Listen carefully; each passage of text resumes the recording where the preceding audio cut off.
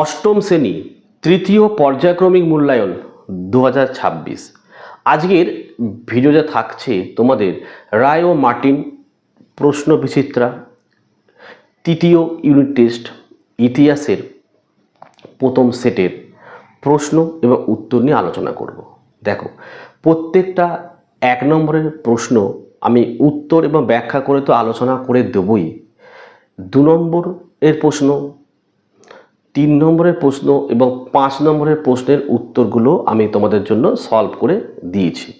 তোমরা প্রত্যেকে অবশ্যই 2 নম্বরের প্রশ্নগুলো বা বড় প্রশ্নগুলো লিখে নিও বা স্ক্রিনশট মেরে নিও, ঠিক আছে? আর যদি আমাদের এই ভিডিওগুলো যদি একটা ঠিকঠাক ভিউজ আছে, তাহলে আমি অবশ্যই তোমাদের জন্য এই 2 নম্বর এবং 5 নম্বরের প্রশ্নগুলোর ফ্রি পিডিএফের ব্যবস্থা করে দেবো।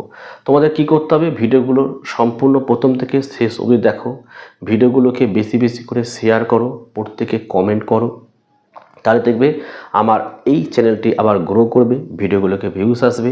তাহলে প্রতিটা সাবজেক্টের এই যে বড় প্রশ্নগুলো তোমাদের আর লিখতে হবে না, আমি ফ্রি পিডিএফের ব্যবস্থা করে দেবো, ঠিক আছে? তো চলো আমরা ভিডিও শুরু করি। অষ্টম শ্রেণী রায় ও মার্টিন প্রশ্ন বিচিত্রা 2026। দেখো, ইতিহাসের তৃতীয় পর্যায়ক্রমিক মূল্যায়নের প্রথম সেট, ঠিক আছে? পেজ 279। চলো, 1 নম্বরের প্রশ্ন, এখানে একের দেখের সঠিক উত্তরে নির্বাচন করে লেখো যে কোনো 10টি। এখানে একের দেখের প্রশ্ন কি বলছে দেখো, আত্মীয় সভা প্রতিষ্ঠিত হয় অপশান বি 1815 খ্রিস্টাব্দে। 2 দেখো, হিন্দু মেলা প্রতিষ্ঠা করেন, এখানে অপশান এ হবে নবগোপাল মিত্র। 3 সাঁওতাল বিদ্রোহকে সমর্থন করেছিলেন, অপশান এ লিখবে হিন্দু পেট্রিয়ট পত্রিকা, ঠিক আছে? এবং তোমরা জানো যে হরিশ্চন্দ্র মুখোপাধ্যায়ের সম্পাদনায় প্রকাশিত হিন্দু পেট্রিয়ট পত্রিকা সাঁওতাল বিদ্রোহের প্রতি সমর্থন জানিয়েছিলেন। 4 দাগের প্রশ্ন, স্বামী বিবেকানন্দ শিকাগো ধর্ম সম্মেলনে যোগদান করেন, এখানে অপশান সি করবে 1893 খ্রিস্টাব্দে। কোথায় জানো? আমেরিকার শিকাগোয় বিশ্ব ধর্ম সম্মেলনে স্বামী বিবেকানন্দ তার ঐতিহাসিক ভাষণ দিয়েছিলেন। 5 দাগের প্রশ্ন, 1812 খ্রিস্টাব্দে পাকাপাকিভাবে বিলুপ্ত হয় কি? অপশান বি লিখবে এখানে তোমার দারোগা ব্যবস্থা। এটা কি জিনিস ছিল বুঝে নাও। দেখো, লর্ড ওয়ারেন হেস্টিংস ও কর্নওয়ালিসের সময় চালু হওয়া দারোগা ব্যবস্থা 1812 সালের দিকে প্রশাসনিক সংস্কারের কারণে কিন্তু তুলে দেওয়া হয়েছিল। হয়ে গেল। 6 চরমপন্থী নেতা ছিলেন, এর মধ্যে উত্তর হচ্ছে অপশান এ বাল গঙ্গাধর তিলক।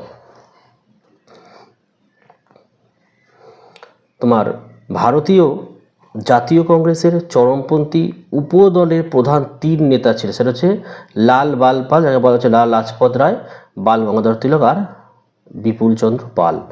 7 দাগে দেখো, করেঙ্গে ইয়া মারেঙ্গে ডাক দিয়েছিলেন, এখানে অপশান সি করবে গান্ধীজি। সালটা ছিল 1942 সালে। ভারত ছাড়ো আন্দোলনের সময় মহাত্মা গান্ধী করেঙ্গে ইয়া মরেঙ্গে স্লোগানটি দিয়েছিলেন। 8 দাগের প্রশ্ন, বিপ্লবী সূর্য সেনের ফাঁসি হয়েছিল, এখানে অপশান সি করবে, এটা হচ্ছে 12ই জানুয়ারি। সালটা হচ্ছে 1934 সালের 12ই জানুয়ারি চট্টগ্রাম জেলে ফাঁসি দেওয়া হয়েছিল, হয়েছে? আচ্ছা, নেক্সট চলে আসছে আমাদের 9, ভারতের প্রথম উপরাষ্ট্রপতির নাম কি? অপশান সি করবে ডক্টর সর্বপল্লী রাধাকৃষ্ণন,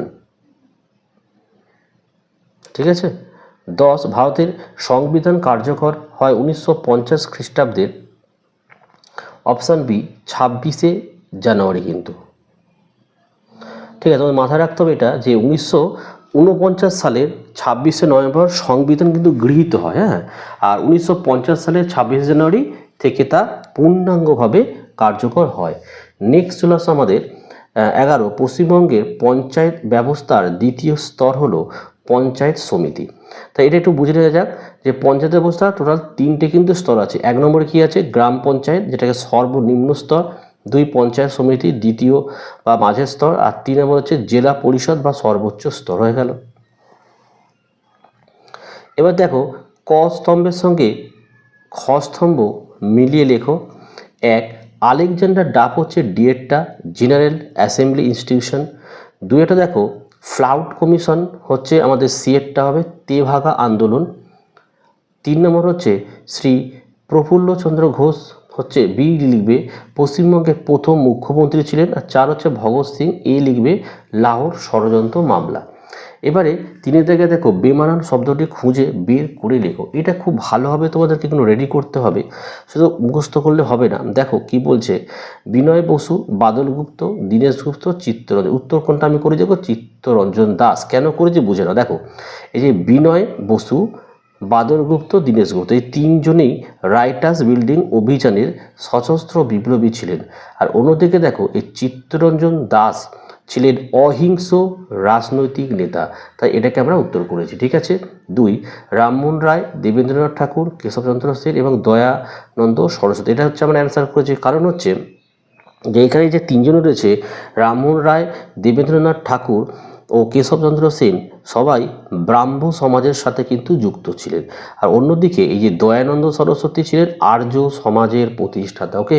3 দেখো রাষ্ট্রপতি, উপরাষ্ট্রপতি, প্রধানমন্ত্রী এবং রাজ্যপাল। আমরা উত্তর করেছি কি? রাজ্যপাল। কেন দেখে নাও, যে রাষ্ট্রপতি, উপরাষ্ট্রপতি আর প্রধানমন্ত্রী 3 জনই কেন্দ্র সরকারের প্রশাসনিক অঙ্গ। আর অন্যদিকে রাজ্যপাল হলেন রাজ্যের সাংবিধানিক প্রধান। হয়ে গেল। 4 ফৌজদার, গভর্নর, কোতোয়াল এবং চৌকিদার। এর মধ্যে কোনটা সঠিক অ্যান্সার? গভর্নর। কেন বোঝো।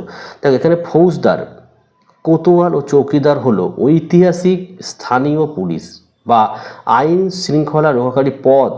অন্যদিকে গভর্নর হচ্ছে একজন প্রশাসনিক পদ, যেটাকে আমরা রাজ্যপাল বলি। ওকে, চলো সত্য মিথ্যাগুলো আমরা দেখে নিই। দেখো 4 দেখে দেখো সত্য মিথ্যা নিরূপণ করো।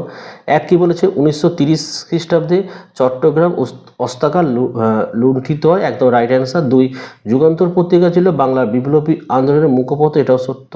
3 দেখো 1919 খ্রিস্টাব্দে রাওলাট আইন তৈরি করা হয়েছে, এটাও সত্য। 4 মুখ্যমন্ত্রীকে নিয়োগ করেন কে? রাষ্ট্রপতি, এটাও সত্য।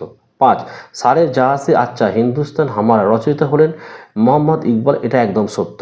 এখানে 6এরটা হচ্ছে আমাদের সম্পূর্ণ ভুল হবে। কি বলেছে? রাজ্যসভার সদস্যরা 5 বছরের জন্য নির্বাচিত হন, ভুল হবে। সঠিকটা হচ্ছে কিন্তু 6 বছর। কি বললাম? 6 বছর। লোকসভা সদস্যরা মেয়াদ হচ্ছে 5 বছর, কিন্তু রাজ্যসভার সদস্যদের মেয়াদ হচ্ছে 6 বছর। ওকে, চলো 5 দাগের প্রশ্ন চলে আসো। 1 নেতাজি সুভাষচন্দ্র বসু ছদ্মনাম কি ছিল? কি লিখবে? জিয়া উদ্দিন। কি বললাম? জিয়া উদ্দিন, লিখে নাও ওটা। আচ্ছা 2 বোঝে কোন জাহাজে প্রথম নৌবিদ্রোহ শুরু হয়েছিল? লিখে নাও। তলোয়ার নামক জাহাজে প্রথম নৌবিদ্রোহ শুরু হয়েছিল 1946 সালে। 3টা লিখে নাও। আলীগড় আন্দোলনের প্রধান রূপকার কে ছিলেন? লিখবে স্যার সৈয়দ আহমেদ খান। 4 নম্বর দেখো অনুশীলন সমিতি কে প্রতিষ্ঠা করেন? 1902 সালে প্রথমনাথ মিত্র। মনে থাকে প্রথমনাথ মিত্র। 5 ভারত সভা কবে প্রতিষ্ঠিত হয়? 1876 খ্রিস্টাব্দের 26শে জুলাই লিখে দেবে, ঠিক আছে। 6টা ভারতের প্রথম আধুনিক মানুষ কাকে বলা হয়?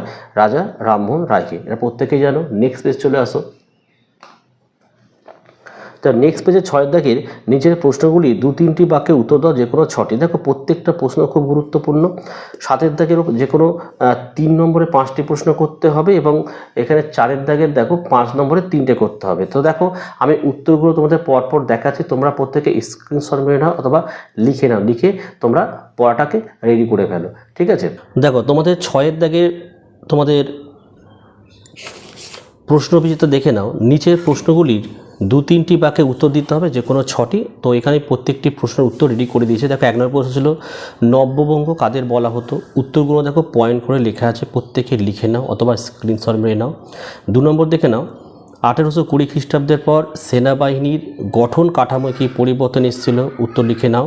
3 নম্বর দেখো কে কত সালে বঙ্গভঙ্গের পরিকল্পনা ঘোষণা করেছিলেন?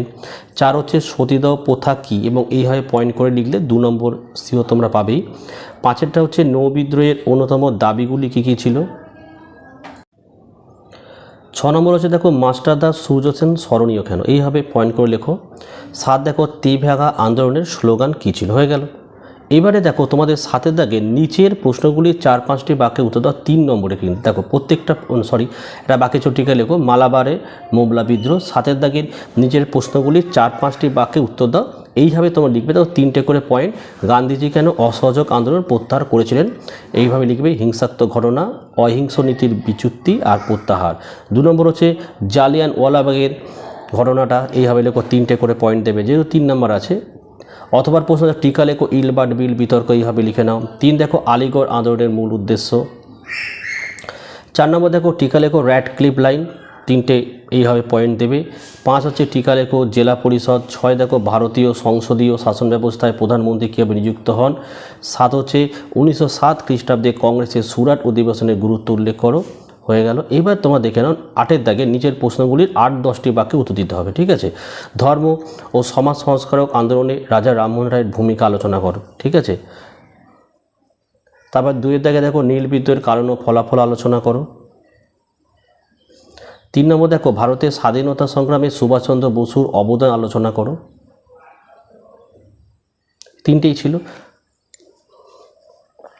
তো এই ছিল আজকের ভিডিও ভালো লাগলে একটি লাইক করো এবং চ্যানেলে নতুন হলে চ্যানেলটিকে সাবস্ক্রাইব করবে, ঠিক আছে। যারা তোমরা ইউটিউব থেকে দেখছো, যদি এই ভিডিওর ভিউজগুলো আমার 10K অবধি যায়, আমি অবশ্যই প্রত্যেকটার বড় প্রশ্নগুলো এই পিডিএফগুলো তোমাদের ফ্রিতে দেওয়ার ব্যবস্থা করে দেবো। আর যারা ফেসবুক থেকে দেখছো, ফেসবুকে যদি অন্তত 50K ভিউজ হয়, অবশ্যই আমি ফ্রি পিডিএফের ব্যবস্থা করে দেবো।